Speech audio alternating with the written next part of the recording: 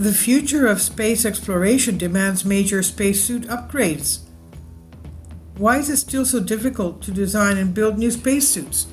Delays in the development of new spacesuits are proving particularly problematic for manned missions. Humans have long dreamed of setting foot on the moon and other planetary bodies such as Mars. Since the 1960s, space travelers have donned suits designed to protect them from the vacuum of space and stepped out into the unknown. However, the Polaris Dawn mission, which is to include the first spacewalk organized by a private company, has been delayed. This is due to complications with the design and development of a suitable spacesuit. Moon suits are also one of the key elements of NASA's Artemis lunar program that have yet to be delivered. A report released in November 2023 said that the contractor making the suits is having to revisit aspects of the design provided by NASA, which could introduce delays. Yet the first spacewalk by the Soviet cosmonaut Alexei Leonov took place in 1965. Later, 12 NASA astronauts would walk on the lunar surface between 1969 and 1972, using technology that would be eclipsed by today's smartphones. So it's not unreasonable to ask why it can still be difficult to design and build spacesuits to do the same thing. Much has changed since the Apollo missions planted flags on the moon. The geopolitics driving space travel has shifted, as spacesuits are no longer expected to be just a form of protection. Instead, they are a critical way to improve the productivity of astronauts. This involves a rethink of not just the suits themselves, but the technology that supports them. An array of powerful telecommunications technologies to connect astronauts with space stations and ground control sits alongside multisensory cameras, temperature readers, and proximity sensors in present-day spacesuits. Situational awareness, understanding key elements in the environment, such as the health of an astronaut, is a core tenet for modern spacesuit design and critical for the operator's safety. The ability of the suit to track heart rate and other vital signs is important in a vacuum, where levels of oxygen need constant monitoring. Expectations around the risks astronauts take have changed for the better, and the level of investment it takes to produce a spacesuit necessitates that it can be used for future tasks that may include lunar settlement in the next few decades. The trade-off that engineers must make when incorporating wearable technology like those already mentioned is weight, and will greater situation awareness result in a spacesuit that is too heavy to move ineffectively? When Elon Musk first hinted at challenges with the extravehicular activity spacesuit for Polaris Dawn in a presentation to SpaceX employees in January, it was not difficulties with connected technology that he discussed, but of redesigning the suit so that you could actually move around in it.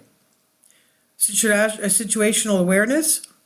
When talking about mobility in a spacesuit, you need to consider the tasks that you want that mobility to support.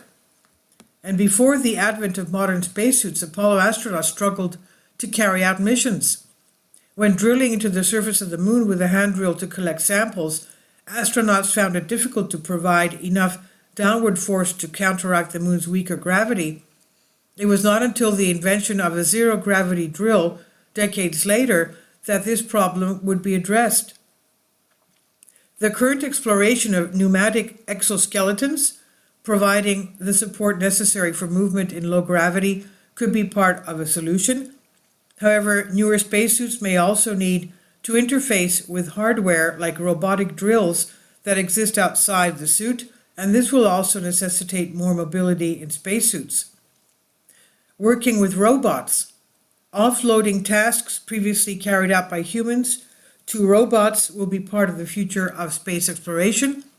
It's a primary way that engineers will also be able to enhance the mobility of astronauts in spacesuits.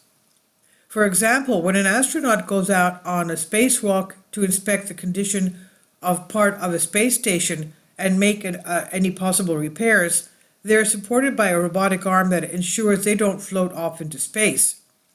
While jointed, this arm is rigid and can limit an astronaut's movement. An approach currently being explored to the extent that this range of movement is a climbing robot that is attached to both the astronaut and the space station that individual can control through their spacesuit.